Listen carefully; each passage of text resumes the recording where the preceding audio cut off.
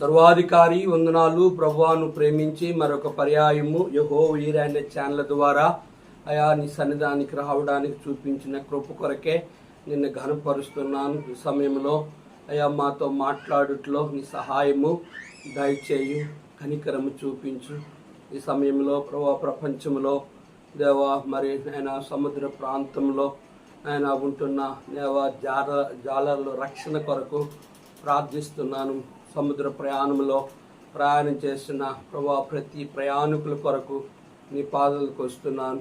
ఏ ఒక్కరూ నశించి నరకాన్ని పోవటానికి ఇష్టం లేదు గనుక నీ ఏర్పాట్లు ఉన్న వారిని రక్షించి నీ పరలోక రాజ్యానికి హక్కుదారులుగా అనుగ్రహించమని యేసు నామంలో వేడుకుంటున్నాము తండ్రి, ఆమేన్. చూడుము ఈ క్షణమే కల్వారిని, ప్రేమా ప్రభువు నీకై నిలచుండెను. గొప్ప రక్షణ యేసుడు సిలువలో వేలాడుచున్నాడుగా, సిలువలో వేలాడుచున్నాడుగా. మానవులెంతో చెడిపోయిరి, మరణించెదామాని తలపోయక. మానవులెంతో చెడిపోయిరి, మరణించెదామాని తలపోయక. ఎరుగారు మరణముని కామని, నరకమున్నాదాని వారెరుగారు. ఎరుగారు మరణముని కామని, నరకమున్నాదాని వారెరుగారు. చూడుము ఈ క్షణమే కల్వారిని, ప్రేమా ప్రభువు నీకై నిలచుండెను. గొప్ప రక్షణ నివ్వ, గొప్ప రక్షణ నివ్వ యేసుడు సిలువలో వేలాడుచున్నాడుగా, సిలువలో వేలాడుచున్నాడుగా. మనలాను ధనవంతులుగా చేయను, దారిద్రుడాయేను మన ప్రభువు. మనలాను ధనవంతులుగా చేయను, దారిద్రుడాయేను మన ప్రభువు. రక్తము కార్చెను పాపులకై, అంగీకరించుము యేసుని. రక్తము కార్చెను పాపులకై, అంగీకరించుము యేసుని.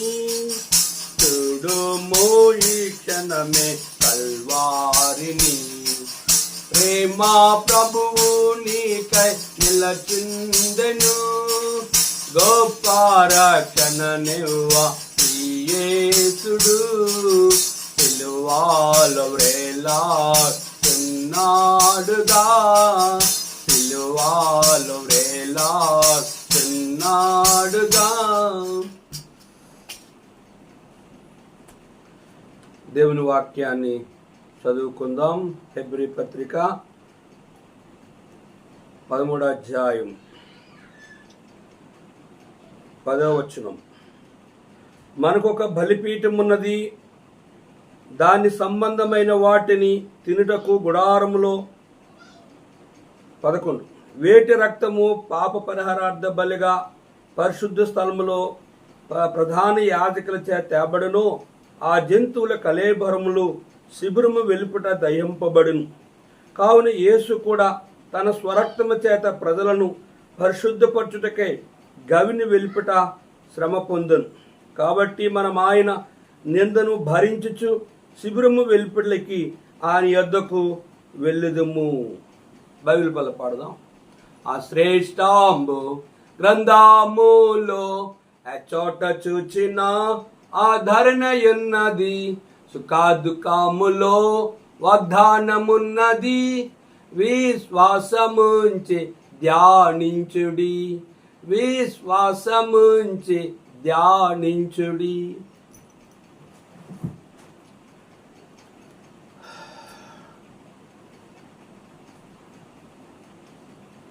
హెబ్రీ పత్రిక చివరి అధ్యాయము చివరి వర్తమానాన్ని ధ్యానిస్తున్నాం. హెబ్రీ పత్రిక 13వ అధ్యాయము 11వ వచనం. వేటి రక్తము పాప పరిహారార్థముగా పరిశుద్ధ స్థలములోనికి ప్రధాన యాజకుల తేబడునో ఆ జంతువుల కళేబరములు శిబిరమునకు వెలుపట దహింపబడును. కావున యేసు కూడా తన స్వరక్తము చేత ప్రజలను పరిశుద్ధపరచుటకే గవిని వెలుపట శ్రమ పొందును. కాబట్టి మనం ఆయన నిందను భరించుచు శిబిరము వెలుపలికి ఆయన యొద్దకు వెళ్ళుదుము. ప్రభునందు ప్రియమైన దేవుని సేవకులకు, పరిశుద్ధులకు, మా ప్రియులైన అన్యజనులైన వారికి ప్రభు అయిన యేసు క్రీస్తు నామములో మీ ఎల్లరికీ నా యొక్క హృదయపూర్వక వందనాలు చెల్లిస్తున్నాను. కనుక యెహోవా ఈరే అనే ఛానల్ ద్వారా దేవుని వాక్యం వింటున్న మీ అందరికీ ప్రభు నామంలో శుభములు తెలియజేస్తూ ఉన్నాను. మా కొరకు ప్రార్థిస్తున్నారు, మీ కొరకు మేము ప్రార్థన చేయించు ఉన్నాము. కనుక దేవుని వాక్యం వింటున్న మీ అందరికీ కూడా ప్రభు నామములో మరొక పర్యాయమును యెహోవా ఈరే అనే ఛానల్లో ఉన్న ప్రతి ఒక్కరు కూడా వందనాలు చెల్లిస్తూ ఇక్కడ దేవుని వాక్యాన్ని విని ప్రార్థన చేసుకుందాం. 11వ వచనంలో వేటి రక్తము పాప పరిహారార్థముగా పరిశుద్ధ స్థలంలోనికి ప్రధాన యాజకుల తేబడును ఆ జంతువుల కళేబరములు శిబిరమునకు వెలుపట దహింపబడును.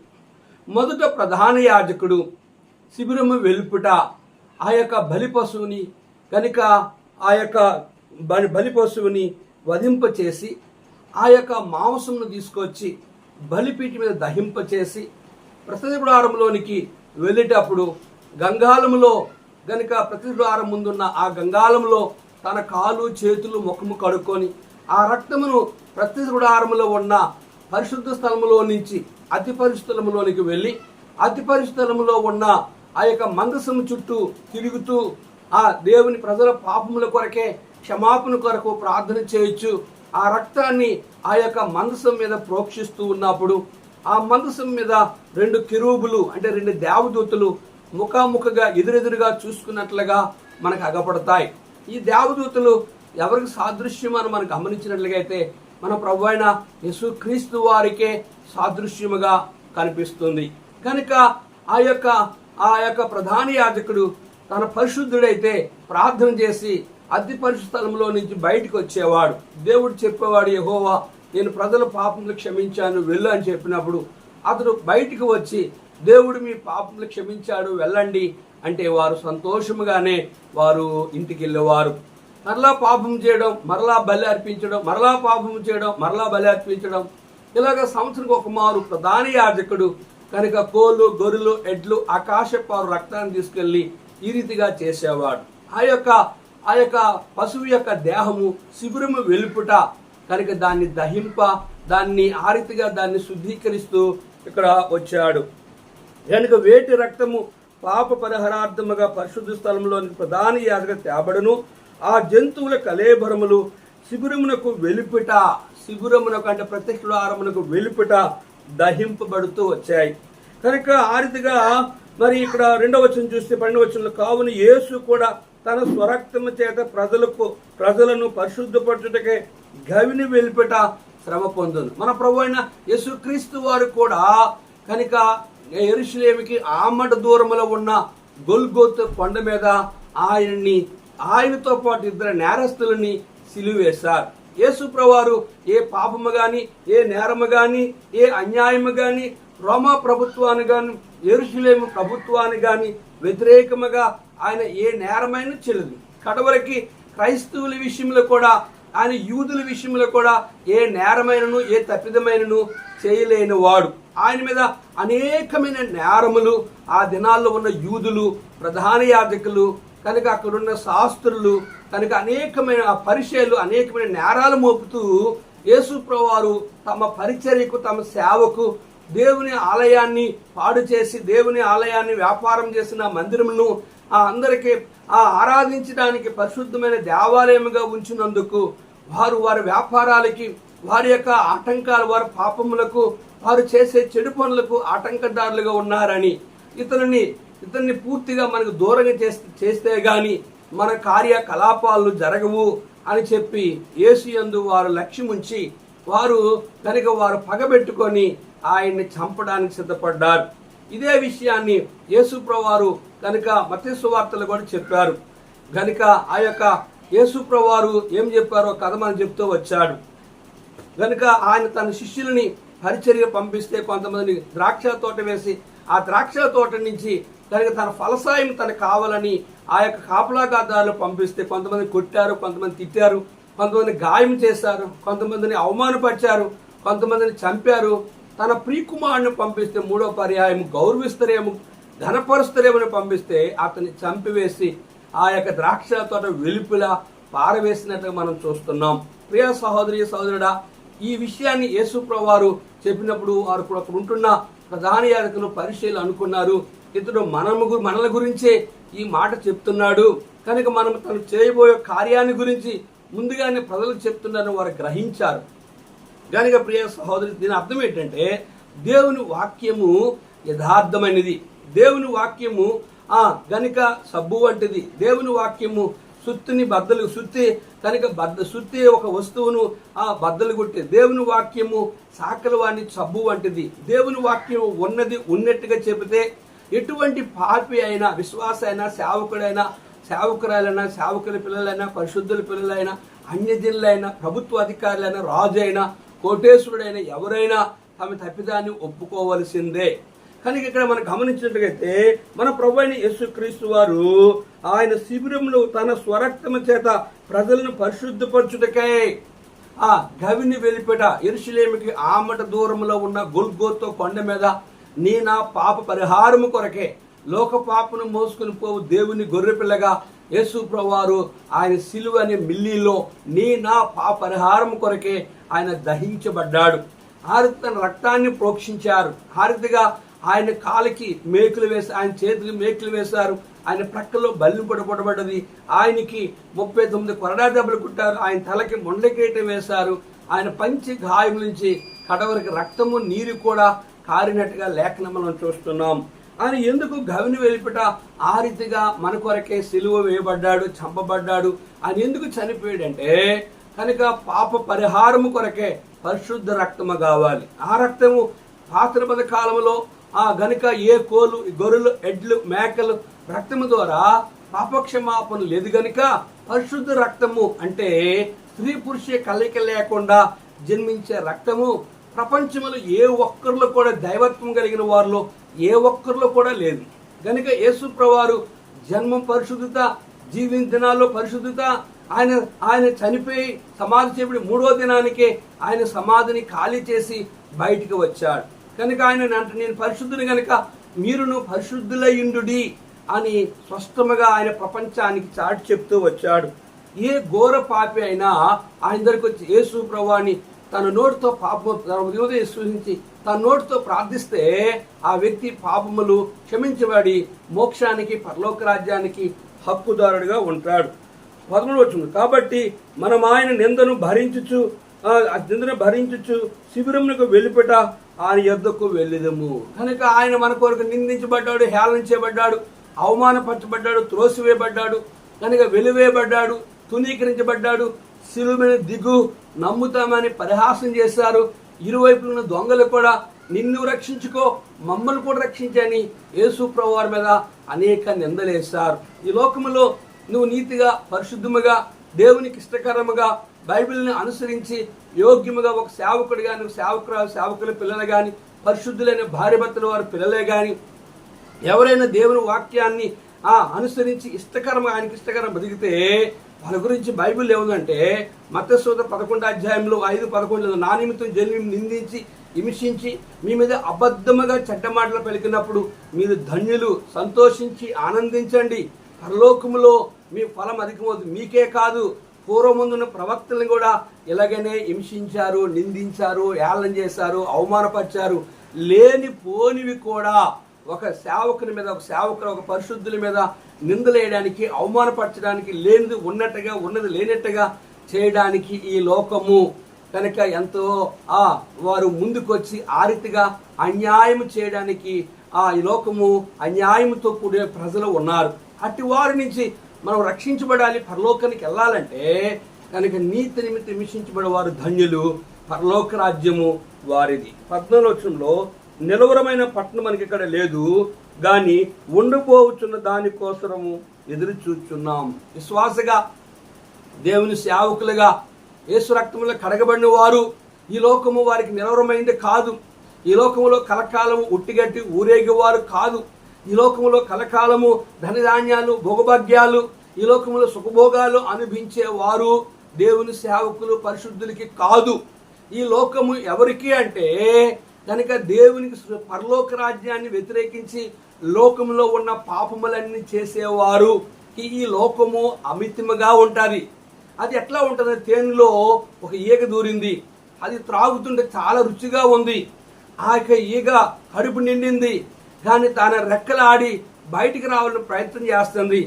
కనుక ఆ తేనెకి ఆ రెక్కలు బాగా ఆ తేనెతో నింపబడ్డది కనుక అది ఎగిరి బయటికి రాలేకపోయింది. ఇంకా తాగుతూ ఉంటే తన కడుపు పిగిలి చనిపోయింది. ఇది లోకము దాని ఆశ గతించును, ప్రభు చిత్తం నెరవేర్చువాడు నిరంతరం నిలుస్తాడు. ఇది దేవుని సేవకులుగా పరిశుద్ధులుగా మనకి ఏమర్థమవుతుంది ఈ యొక్క వచనం, ఈ ఉపమానం అంటే మనము లోకములో ఉండొచ్చు కానీ లోకం మనలో ఉండకూడదు.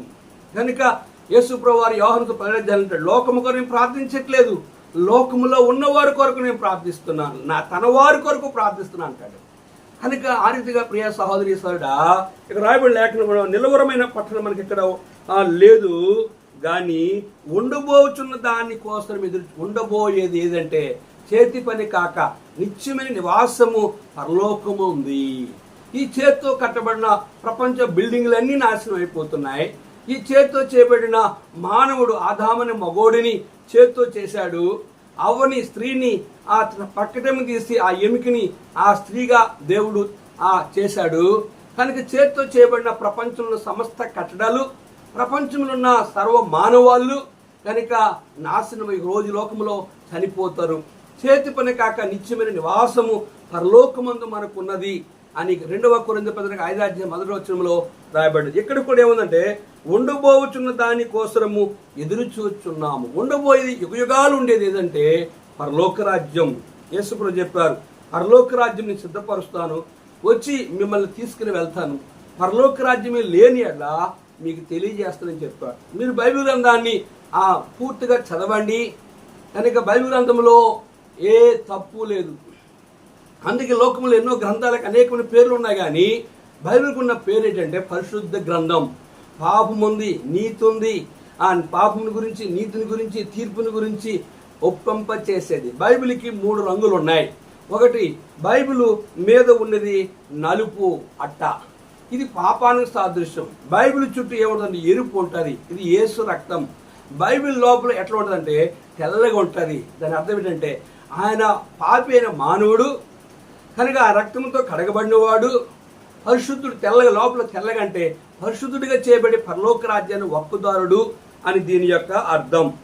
15వ వచనంలో కాబట్టి ఆయన ద్వారా మనము దేవునికి ఎల్లప్పుడూ స్తుతియాగము చేయదుము, అనగా ఆయన నామమును ఒప్పుకొనుచు జీవఫలము అర్పించుదము, ఉపకారమును ధర్మమును చేయ మరిచిపోకుడి, అట్టి యాగములు దేవునికి ఇష్టమైనవి. కనుక ప్రియ సహోదరి సహోదరుడా, కాబట్టి ఆయన ద్వారా మనము దేవునికి ఎల్లప్పుడూ స్తుతియాగము చేయదు, అనగా ఆయన నామమును ఒప్పుకొనుచు జీవఫలము అర్పించుదు. పరిశుద్ధులుగా దేవుని సేవకులుగా కీర్తన గ్రంథం 103 వచనం, ఆయన నా ప్రాణము యెహోవాను సన్నిధించుము, ఆయన చేసిన ఉపకారంలో దేనిని మరోకు. అందుకే హెబ్రోను సహవాసములో ప్రతి ఆదివారము ఆరాధన ఉంటుంది. ప్రతి దినము కుటుంబ ప్రార్థనలో ప్రభువుని స్తుతించి ఆరాధిస్తారు. ప్రతిరోజు ప్రార్థనలో దేవునికి అధికముగా కృతజ్ఞతాస్తులు చెల్లిస్తారు.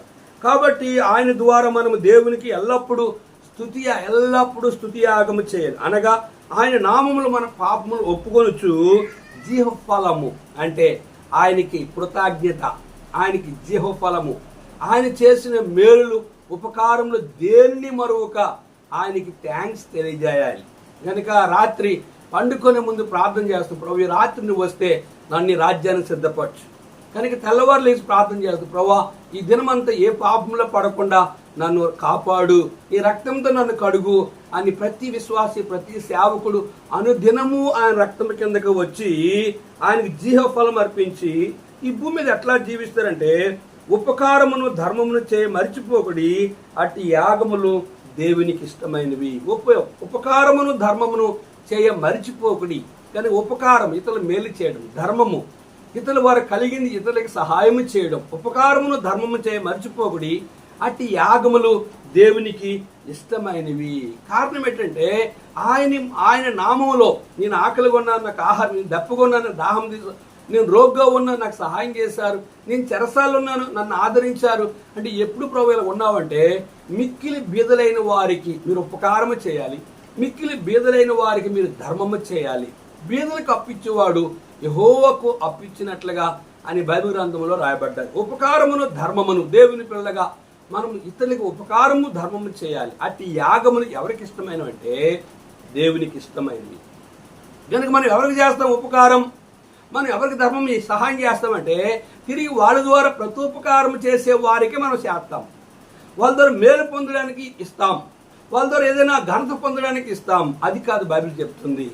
కనుక నీవు ఇచ్చింది తిరిగి వాళ్ళ దగ్గర నుంచి నీవు ఆశించకూడదు. అదే దేవునికి ఇష్టమైన బలి, దేవునికి ఇష్టకరమైన యాగం. కనుక 16వ వచనంలో 17వ వచనంలో మీ పైన నాయకులుగా ఉన్నవారు లెక్క ఒప్పజెప్పవలసిన వారి వల్ల మీ ఆత్మను కాయిచున్నారు. వారు దుఃఖముతో ఆ పని చేసిన మీకు నిష్ప్రయోజనం గనుక దుఃఖముతో కాక ఆనందంతో చేయనట్లు వారి నిమిత్తము వారి మాట విని వారికి లోబడి ఉంది. ఇక్కడ సేవకుల గురించి రాయబడ్డది, సంఘాన్ని గురించి రాయబడ్డది. మీపై నాయకులు ఉన్నవారు లెక్క ఒప్పజెప్పవలసిన వారి వల్ల మీ ఆత్మలు, మీపై నాయకుడిగా కాపురగా సేవకుడిగా కనుక ఉంటున్న మీ సేవకుడు నీ ఆత్మ విషయంలో దేవునికి లెక్క అప్పగించాలి అంటే నేను కాయాలి. మీపై నాయకులు ఉన్నవారు మీ ఆత్మల విషయంలో లెక్క అప్పగించాలి అంటే మిమ్మల్ని కాయాలి. ప్రభువైన యేసుక్రీస్తు వారు యోహాను సువార్తలో పేరుతో అంటాడు, కనుక నా గొర్రెలు కాయు. రెండోది నా గొర్రెల మేపు. మరలా అంటాడు కాయు అంటాడు. నువ్వు నన్ను ప్రేమిస్తున్నంటే 3 సార్లు నువ్వు నన్ను ప్రేమిస్తే నా గొర్రెల్ని మేపు, రెండోది నా గొర్రెల్ని కాయు, మరలా 3వసారి అంటే కాయు అంటాడు. అంటే ఎవరు సేవకుడు మాట అంటారు, ఎవరు సేవకుడు కాస్తే సేవకుడు యొక్క అధీనములో ఉంటారంటే ఆయన యొక్క రక్తములో కడగబడిన వారు. రెండోది జీవగ్రంథమందు పేరు రాయబడిన వారు మాత్రమే మీపై నాయకులు ఉన్నవారు. ఇక్కడ గమనించినట్లుగా అయితే మీపై నాయకులు ఉన్నవారు లెక్క ఒప్పజెప్పవలసిన వారి వలె మీ ఆత్మలు కాయిచున్నారు. వారు సేవకులు ఎవరిని కాస్తారంటే చెప్పాను, ఆయన రక్తంలో కడగబడినవారు, జీవగ్రంథమందు పేరు రాయబడిన వారు, దేవుని వాక్యాన్ని అనుసరించిన వారిని మాత్రమే సేవకులు కాయగలరు. సంఘములో అవిశ్వాసులు, నామకార్థ వేషధార క్రైస్తవులని చెప్పుకొని దేవుని వాక్యం వ్యతిరేకం బ్రతికి గొర్రెపోతులుగా కొమ్ములతో దేవునికి వ్యతిరేకంగా సేవకుల మీద తిరగబడి సంఘ క్రమానికి వ్యతిరేకంగా వాక్యానికి వ్యతిరేకంగా లోకాచారాలు సాంప్రదాయాలు కులాలు కట్టుబాటులు కనుక వారు మాట విని వారు చెప్పినట్లుగా చేస్తే సేవకుడు వారికి సంతోషం కలుగు చేసేవాడుగా నిర్దినాన్ని సంఘాల్లో అగపడుతున్నారు. అటువారు పరలోక రాజ్యానికి వెళ్ళరు, అటువారు 100కి 100% నరకానికి పోతారు. ఇంకా మనం గమనించినట్లుగా అయితే వారు దుఃఖముతో ఆ పని చేసిన మీకు నిష్ప్రయోజనం కనుక దుఃఖముతో కాక ఆనందంతో సేవ చేయాలి. వారి మాట వినండి. ఆ సేవకుడు దుఃఖముతో సేవ చేస్తే అది మీకు నిష్ప్రయోజనం. కనుక సేవకుడిని ఎడల దుఃఖపడి కన్నీరు కార్చడు అనుకో. సేవకుడు ఆకలితో, సేవకుడు బట్టలు అనేక విషయాల్లో ఇంట్లో వ్యక్తిగత జీవితంలో నీ కింద పరిచయం చేసి సేవ చేసి దేవుని వాక్యం బోధించి నిన్ను కాపలా కాసి నిన్ను మేలు చేసి నీ అన్ని విషయంలో తన జీవితాన్ని విడిచిపెట్టి తన సేవను తన కొరకు ఆయన సేవ కొరకు వచ్చి తనకున్న ఉద్యోగాన్ని తనకున్న ఈ లోక సంబంధ వ్యాపారాలని తనకు ఓనుగా ఏదైనా సంపాదించకుండా ఏ ఉద్యోగం చేయకుండా సేవలోనే ఉంటూ నీ కొరకు 24 గంటలు ప్రార్థన చేసే సేవకుని దుఃఖ పెట్టించినట్లయితే ఇక్కడ గమనించవలసిన మాట ఏంటంటే వారు దుఃఖముతో పనిచేసిన యెడల మీకు నిష్ప్రయోజనం. దుఃఖముతో కాక ఆనందముతో సేవకుని యెడల సేవ చేయాలంటే వారి మాట విని వారికి లోబడాలి. లోబడి వారు ఎవరు ఇందాక చెప్పాను, ఆయన రక్తంలో కడగబడిన వారు లోబడతారు. రెండోది, జీవగ్రంథమందు పేరు రాయబడిన వారు మాత్రమే లోబడతారు. సంఘములో 1000 మంది ఉంటే 1000 మందిలో ఎంతమంది ఉంటారంటే దేవుని ఏర్పాటులో కనీసం ఒక 100 లోపలే ఉంటారు. కనుక వారు మాత్రమే దేవునికి భయపడతారు, సేవకునికి భయపడతారు, సంఘ క్రమానికి లోబడతారు. కనుక వాక్యానుసార జీవితాన్ని జీవిస్తారు, లోకానికి వెలుగుగా ఉంటారు, లోకానికి మాదిరికరంగా ఉంటారు, కులానికి మాదిరికరంగా ఉంటారు. దేవుని వాక్యం ఏమి చెప్తుందో కృతజ్ఞత, సమర్పణ, ప్రతిష్టాత్మ, దశంభావం, ప్రథమ ఫలము, ఆస్తుల భాగము దేవుని మందిరపు నిధులను తీసుకొచ్చి వేస్తారు. వారు డంబకాన్ని చేయరు. వారు మందిరానికి ఏది ఇచ్చినా, మందిరం స్లాబ్ వేసినా, మందిరం కట్టించిన, మందిరంలో ఏ వస్తువు ఇచ్చినా వారి పేరు కొరకు ప్రఖ్యాతులు పాకులాడరు. వారు నా గురించి చెప్పండి 10 మందికి నేను చేస్తానని చెప్పి, ఈ వారము నేను భోజనం పెడుతున్నా, ప్రాముఖ్యత పెడుతున్నాను అని అందరికి చెప్పండి, నా కొరకు ప్రార్థన చేయండి వాళ్ళు అడగరు. వారు ఎట్లా ఉంటారంటే మరుగ్గా ఉంటారు. కనుక వారు చేసే కార్యాలు ఎవరి కొరకు చేస్తారంటే మనుషులు చేసినట్టు కాక ఇష్టపూర్వకంగా దేవునికి ఇచ్చినట్టు ఇస్తారు. వారు తిరిగి ఆయన అడుగుతారు, ఆయన దగ్గర నుంచి ఆయన సకల ఐశ్వర్యాన్ని అనుభవిస్తారు. కనుక ప్రియ సహోదరి, ఆ సేవకుడు దుఃఖముతో సేవ చేస్తే మీకు నిష్ప్రయోజనం కాక, దుఃఖముతో కాక ఆనందముతో సేవ చేసినట్లుగా నువ్వు దేవుని ఆయన మాట వినాలి. ప్రభు అన్నాడు, మీ మాట విన్నవాడు నా మాట వింటాడు, మిమ్మల్ని నిరాకరించేవాడు నన్ను నిరాకరిస్తాడని ప్రభు చెప్పాడు. మొదటిగా యేసు ప్రభు వారి కంటే ఆయన చెప్పాడు, మీ మాట వింటే నా మాట వింటారు. మత్తయి సూత్రం రాయబడ్డది, మీ మాట వినలేని వాడు నా మాట వినడని ప్రభు చెప్పాడు. కనుక సంఘములో అవిశ్వాసులుగా, వేషధారులుగా, దేవుని విరోధకరంగా సేవ చేసిన సేవకులు కూడా సంఘాలను ముక్కలు చేయడం, సంఘ విశ్వాసులు వాళ్ళ సంఘాన్ని నడిపించుకోవడం, వాళ్ళ కానుకలు దశంభాగాలు వాళ్ళ వైపు మళ్లించుకోవడం, కనుక వాళ్ళని ఆ ఫోన్ ద్వారా ఎప్పుడు వారి చేతుల్లో ఉంచుకోవడం, అక్కడ జరిగిన ఆ సంఘంలో జరిగిన ప్రతి విషయాన్ని కూడా వారు ఫోన్ ద్వారా తెలుసుకోవడం. కనుక చాలామంది దేవునికి విరోధంగా సేవ చేసేవారు ఈ రోజులో కోకొల్లలుగా ఉన్నారు. ప్రియ దేవుని సేవ కూడా, నీ సేవ ఎలాగుంది? కనుక నీ సాక్ష్యం ఎట్లా ఉంది? సంఘమును పాడు చేసే కనుక పరమగీతములు అంటాడు. కనుక ద్రాక్ష చెట్లను కనుక పూత పెట్టాయి, వాటిని పాడు చేసే గుంట నక్కలను సహాయం చేసి పట్టుకోండి. అటువంటి వారు నిర్దినానికి కోకొల్లలుగా మనకు అగపడు. మంచిగా ఉంటారు, నోట్లో నాలికలాగా ఉంటారు, అన్న అన్న అంటారు, పాస్టర్ గారు అంటారు, అయ్యగారు అంటారు, బ్రదర్ అంటారు, మంచిగా ఉంటారు. మంచిగా ఉండి వారు సేవకులు కూడా దుర్మార్గ పనులు చేసేవారు కోకొల్లగా ఉన్నారు. విశ్వాసులుగా యాక్షన్ చేస్తారు, భక్తి చేస్తారు, భక్తి పరులు కనిపిస్తారు, మనతో ఉంటారు, మన విశ్వాసులే మనతో ఉంటారు. మన గుట్టులు, మన ఇంటి గుట్టు, మన సంఘ గుట్లన్నీ కనుగొంటారు, ఇతరులకి చేరి వేస్తారు.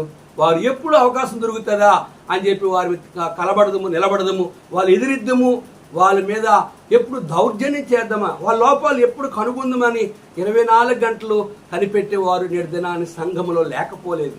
ప్రియ సహోదరి సహోదరుడా, ఇక రాయబడిన లేఖనం, ఆనందముతో చేయనట్లు వారు మాట విని వారు సేవకులు ఆనందముతో సేవ చేయాలి, సంతోషంతో సేవ చేయాలి. ఎల్లప్పుడూ విశ్వాసుల మీద ఆధారపడి సేవ చేయకూడదు.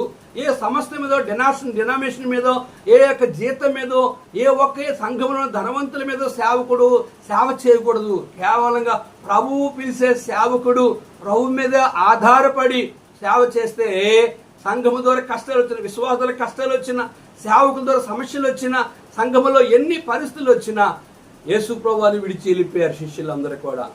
గెత్సేమనీలో అపోస్తలుని పౌలుని కనుక విడిచి వెళ్ళిపోయారు. ఆసియాలో కనుక భక్సింగ్ గారిని అనేక మంది విడిచి వెళ్ళిపోయారు, వారికి అనుకూలంగా లేవని. ప్రియా సహోదరి సహోదరుడా, నిర్దినాన్ని సేవకుడు ఖచ్చితంగా ఉంటే సంఘాన్ని మొక్కలు చేసి వెళ్ళిపోయిన వాళ్ళు చాలా మంది ఉన్నారు. సేవకుడు ఖచ్చితంగా ఉంటే కలిసి ఉన్న సేవకులే వాళ్ళకి విరోధముగా సంఘాలు మొక్కలు చేసేవారు ఉన్నారు. ఏ సేవకుడు మంచిగా ఉంటారో ఆ సంఘములు ఎలాగ అగ్గిపెట్టేయాలి, ఆ ఇంట్లో ఎలాగ సమస్య సృష్టించాలి, వాళ్ళ సేవకి ఎలాగ ఆటంకాలేని 24 గంటలు కూడా ప్రయత్నాలు చేసేవారు కూడా లేకపోలేదు. స్థానిక సేవకుడు ఎప్పుడు ఆనందంతో సేవ చేస్తాడో కనుక ఆ సేవకుడు కార్చే కన్నీరు, ఆ సేవకుడు చేసే ప్రార్థన, కనుక ఆయన రక్తంలో కడగబడి జీవగత పేరు రాయబడిన వారు ఈ భూమి మీద వారు ఆశ్రయించబడతారు. సేవకుడు కూడా సంతోషంతో వారి ఎడల ప్రభువుకి వారిని రాజ్యాన్ని హేగే అనేక కన్యకలను సిద్ధపరుస్తూ వచ్చాడు. కానీ ఒక ఎస్తేరు మాత్రమే దేవుని మాట్లాడినది, సేవకుడిని హేగే మాట్లాడినది. ఆమె మాత్రమే అహస్వర రాజుకి భార్య కాబడ్డది.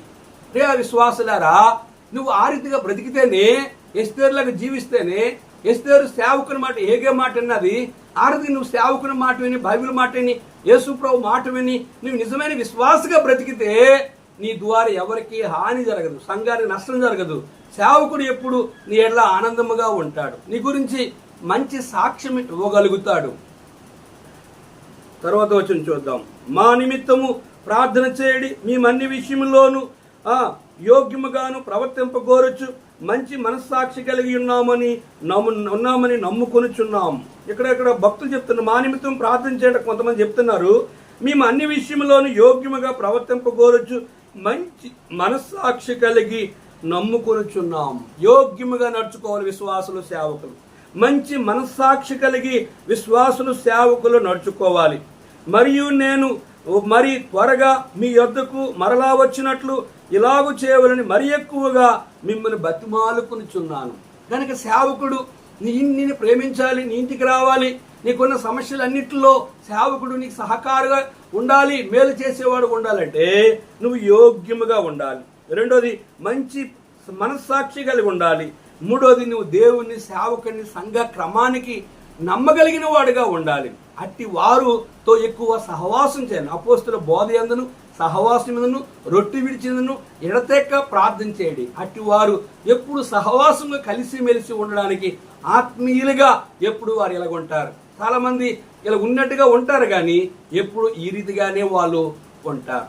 కనుక నెక్స్ట్ వచ్చిన చూసినట్లయితే, గొర్రెల గొప్ప కాపరి అయిన యేసు అను మన ప్రభువును, నిత్యమైన నిబంధనను, సంబంధమగు రక్తమును, మృతుల్లో నుండి లేపిన సమాధానకర్తకు దేవుడు యేసుక్రీస్తు ద్వారా తన దృష్టికి అనుకూలమైన దానిని మనలో జరిగించుచు ప్రతి మంచి విషయంలోనూ ఆయన చిత్త ప్రకారము చేయుటకును మిమ్మల్ని సిద్ధపరచునుగాక. యేసుక్రీస్తుకు యుగయుగములు మహిమ కలుగునుగాక. కనుక గొప్ప గొర్రెల కాపరి మన యేసు ప్రభువారు.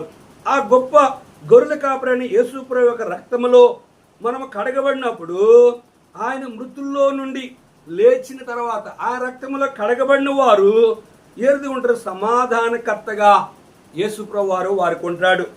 అటు వారు ఎట్లా ఉంటారంటే తన దృష్టికి, ఆ క్రీస్తు ద్వారా ఆయన దృష్టికి అనుకూలంగా ఉంటారు. వాళ్ళు ఎట్లా ఉంటారంటే ప్రతి మంచి విషయంలో దేవుని చిత్తాన్ని నెరవేర్చడానికి సిద్ధపడతారు.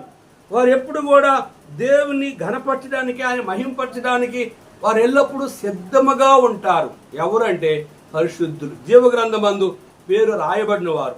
ఎవరు అంటే గొప్ప కాపరైన యేసు ప్రభువు వారు రక్తముల కడగబడిన వారు, గొప్ప కాపరైన యేసు ప్రభు యొక్క మనస్సాక్షిని కలిగిన వారు, గొప్ప కాపరైన ఆయన రక్తముల కడగబడి గనుక ఆయన ద్వారా కనుక మంచి ప్రవర్తన కలిగి ఆయన ఘనపరిచిన వారు మాత్రమే ఎల్లప్పుడూ ఆ మనస్సాక్షి కల్మషము లేకుండా 24 గంటలు ఎప్పుడు ఆయన పిలిచినా పరలోకానికి సిద్ధపాటు కలిగిన పరిశుద్ధులుగా, సేవకులుగా ఉంటారు. నేటి దినాన్ని అనేక మంది సేవకులు, అనేక విశ్వాసులు ఎప్పుడు మచ్చ, డాగు, కలంకాలు, దోషాలు, అపవిత్రలు కలిగే పరిచయం చేసేవారుగా మనకు అనేక మంది అగపడుతున్నారు. బహు కొద్ది మంది మాత్రమే ఆయన చేత పిలువబడిన వారు ఎల్లప్పుడూ ప్రతి దినము ఆయన రక్తంతో కడబడి, ప్రతి దినము వారు మనస్సాక్షి, ప్రతి దినము వాళ్ళు మంచి ప్రవర్తన కలిగి ప్రభు రాజ్యానికి సిద్ధపాటు కలిగి అనేక గొర్రెలని దేవుని ఏర్పాట్లోని వారిని పరలోక రాజ్యానికి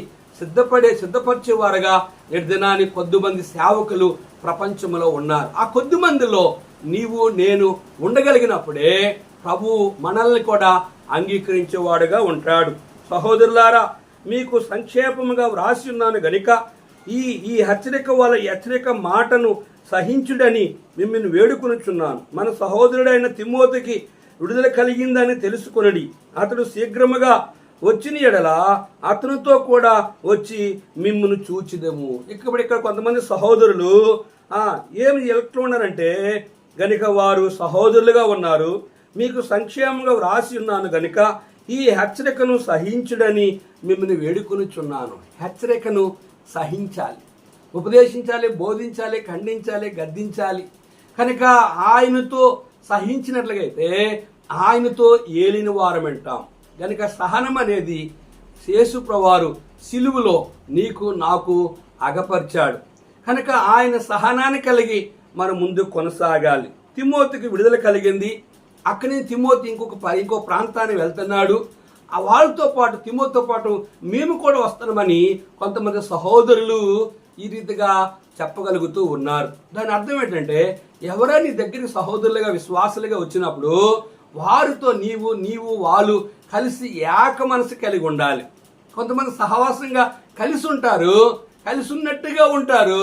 ఇక్కడ గుట్లన్నీ అక్కడ చెప్తారు, అక్కడ విషయాలన్నీ ఇక్కడ చెప్తారు. కనుక ఎవరికి చెప్తే ఇక్కడ సమస్య సృష్టించవచ్చు అని చెప్పి ఆ మనుషుల్ని ఒక గ్రూపుగా తయారు చేసుకుంటారు సంఘములో. కనుక కొద్దిమంది గ్రూపులు చేసుకొని వారు అండర్లో ఉంచుకొని అవకాశం వచ్చినప్పుడు వారు తిరిగిపోటు చేసే గ్రూపుగా నేటి దినానికి చాలా మంది ఉన్నారు. కానీ తిమోతి వచ్చినప్పుడు మేము తిమోతితో కూడా మీ ఎద్దకు వస్తున్నామని చెప్పి వారు మంచి ఉద్దేశాన్ని తెలియజేస్తూ ఉన్నారు. మీ పైన నాయకులైన వారు అందరికీ పరిశుద్ధులందరికీ నా వందనములు చెప్పిడి. ఇటలీ వారు మీకు వందనములు చెప్తున్నారు.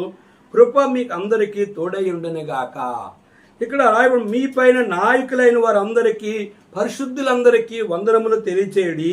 ఇటలీ వారు కూడా మీకు వందనములు తెలియజేస్తున్న అక్కడ ఉన్న పరిశుద్ధులకి సేవకులకు ఈ విషయాన్ని తెలియజేస్తూ కృప మీకు తోడై ఉండనుగాక అని చెప్పి అపోలు లేదా పౌలు దీన్ని ముగిస్తూ ఉన్నాడు. కనుక ఆ రీతిగా మన జీవితంలో ఎల్లప్పుడూ కూడా ఆయన కృపలో మనము ఆత్మీయంగా ఎదుగుతూ ఆయన చిత్తాన్ని నెరవేర్చే వారంగా ఆయన యందు భయభక్తులు కలిగిన వారంగా మనం జీవించినప్పుడు హెబ్రీ పత్రిక ద్వారా మనం ఏం నేర్చుకున్నామంటే ఆది కాండం నుంచి ప్రకటన గ్రంథం వరకున్న అనేక విషయాలు హెబ్రీ గ్రంథకర్త మనకు తెలియజేస్తూ వచ్చాడు. కనుక వాటన్నిటిని విన్న మన జీవితంలో ప్రభువా మేము నీకు ఇష్టకరంగా బ్రతికి నీ రక్తములో కడగబడి నీ సేవకుడిగా పరిశుద్ధులుగా గనుక దేవుడు దేనికి శిల్పియు నిర్మాణకుడై ఉన్నాడో ఆ పునాదుల పట్టణం కొరకు అబ్రహాము ఎదురు చూసినట్లుగా నీవు నేను ఆయన కొరకు ఎదురు చూద్దాం. ప్రార్థన చేసుకుందాం. సర్వాధికారి కొన్ని మాటలు మా ప్రియులు అన్నారు. అయా నీ ఏర్పాట్లు ఉన్న వారిని ఆత్మీయం తీర్చగలిగి నీ రక్తములో కడిగి దేవా నాయనా నీ రాజ్యం కొరకే వారిని సిద్ధపరచు. నీ దాసుల్ని పరిశుద్ధులని ఎవరు సంఘములో దేవా నాయన నీకు విరోధముగా క్రైస్తవులు విశ్వాసలై ఉన్నారు, ఏ సేవకుడు నీకు విరోధముగా పరిచయం చేస్తూ సంఘాలని మొక్కలు చేస్తూ కలహాలు సృష్టిస్తూ అసమాధానంగా ఉన్నారో వారిని దర్శించు, క్షమించు. ఎవరైతే అన్యజనులు నీ ఏర్పాట్లు ఉన్నారో వారిని రక్తంలో కడిగి నరకం నుంచి విడిపించి నీ రాజ్యం కొరకే వారిని సిద్ధపరచమని యేసు నామములో అడిగి వేడుకుంటున్నాం తండ్రి. ఆమేన్. మన పరమ తండ్రి దేవుని ప్రేమయు కుమారుడు యేసుక్రీస్తు వారి కృపయు పరిశుద్ధాత్మ యొక్క అన్యోన్య సహవాసం తాను ప్రేమించే వారికి కూడా మనందరికను తోడుండి సహాయము చేయునుగాక. ఆమేన్. చూడుము ఈ క్షణమే కల్వారిని, ప్రేమ ప్రభువు నిలచుండెను, గొప్ప రక్షణ నివ్వ శ్రీయేసుడు సిలువాలో వ్రేలాడుచున్నాడుగా, సిలువాలో వ్రేలాడుచున్నాడుగా. అందరికీ ప్రైజ్ ది లార్డ్.